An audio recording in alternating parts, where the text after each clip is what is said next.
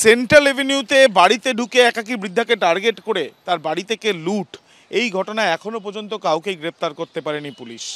Police সূত্র থেকে জানা যাচ্ছে যে এই সেন্ট্রাল এভিনিউ অত্যন্ত গুরুত্বপূর্ণ পথ উত্তর কলকাতার, তার একাধিক সিসিটিভি ক্যামেরার ফুটেজ সেটা খতিয়ে দেখা হচ্ছে এবং দ্রুতই তারা ব্যবস্থা নেবেন। ক্যান্সারে নেই আর ভয়, NCRI এ হবে এর জয়। আপনাদের ভরসা নেতাজি সুভাষচন্দ্র বোস ক্যান্সার হসপিটাল। কিন্তু আতঙ্কের যে ছবিটা সেটা কিন্তু পরিবারের সদস্যদের যে পদক্ষেপ তার থেকেই স্পষ্ট। তার কারণ অ্যাম্বুলেন্সে করে নিয়ে যাওয়া হয়েছে ওই একাকী বৃদ্ধাকে, এবং এই যে বাড়ি, সেই বাড়ি কোন জায়গায়, সেন্ট্রাল এভিনিউর ওপরে, এবং যেখানে রাতভর সেখানে গাড়ি চলাচল করে, প্রচুর মানুষের আনাগোনা থাকে, সেই জায়গায় ঘটনা। একাধিক সিসিটিভি ক্যামেরা রয়েছে, সেই ক্যামেরা থেকে ছবি স্ক্রুটিনির কাজ চলছে বলে পুলিশের তরফ থেকে জানানো হচ্ছে। কিন্তু এখনও পর্যন্ত দুষ্কৃতীরা অধরা।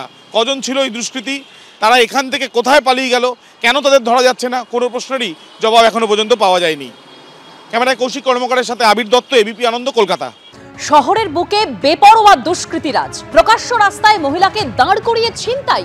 ঢাকুরিয়ার মতো অভিজাত এলাকায় মহিলার হাড় ছিনতাই। সেন্ট্রাল অ্যাভিনিউর ঘটনা আমরা দেখেছি, দমদমের ঘটনা দেখেছি, আর এবার ঢাকুরিয়ায়, যেখানে দুষ্কৃতীরাজ আতঙ্কে কলকাতা ছাড়ার ভাবনা আক্রান্ত মহিলার পরিবারের। গতকাল ঢাকুরিয়ার ঝিল রোড দিয়ে যাওয়ার সময় চড়াও হয় 3 বাইক আরোহী, এবং তারপরে অর্থাৎ প্রথমে একটি ফ্ল্যাটের দিকে আঙুল দেখিয়ে নজর ঘোরানোর চেষ্টা করে দুষ্কৃতীরা। ঘাড় ঘোরাতেই সোনার চেন ধরে টান দেয় এক দুষ্কৃতী। প্রথমবার ব্যর্থ হওয়ার পর আঙুল উঁচিয়ে চোখ রাঙানি দুষ্কৃতীদের। প্রকাশ্য রাস্তায় গলা থেকে সোনার হার টেনে ছিঁড়ে নেয় ছিনতাইবাজরা। পুলিশের ওপর কোনো আস্থা নেই। অভয়াকাণ্ডে তো সবাই ছাড়া পেয়ে গেল, কলকাতার অবস্থা এখন ভয়ঙ্কর। কলকাতা ছাড়ার ভাবনা দম্পতির। ঝিল রোডে আমি যাচ্ছি, মানে অন দ্য ওয়ে, তখন 3টি ছেলে আমার পাশে বাইক নিয়ে দাঁড়ালো। হঠাৎ একটি ছেলে বলছে ওই ফ্ল্যাটটার দিকে দেখ। এবার আমি শুনে ওই ফ্ল্যাটটার দিকে তাকাতে গেছি, তখন আমার পিছন থেকে টানটা দিয়েছে। এবার মানে টানটা দেওয়াতে হাতটা পুরো নিতে পারিনি, তখন এদিকটায় ছিল, সেটা আমি বুঝতেই পারিনি।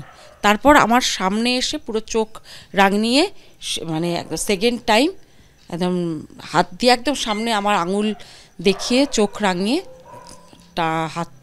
হাতটা ছিনিয়ে নিল। কিছু বললো না, কিচ্ছু না, আমি কোনো প্রতিবাদ করিনি। শুধুমাত্র আমি নিজেকে বাঁচতে চেয়েছিলাম, রক্ষা করতে চেয়েছিলাম, কারণ আমি জানি এদের কাছে কিছু অস্ত্র থাকবেই, আমাকে হয়তো কুপিয়ে দেবে।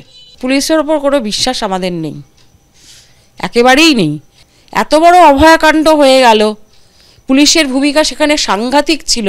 কি হলো? সবাই তো ছাড়া পেয়ে গেল, যাদের গেল তাদের তো গেল। কলকাতার অবস্থা এখন বিশাল খারাপ, একেবারে 100% আনসেফ সর্বদিক থেকে আমরা।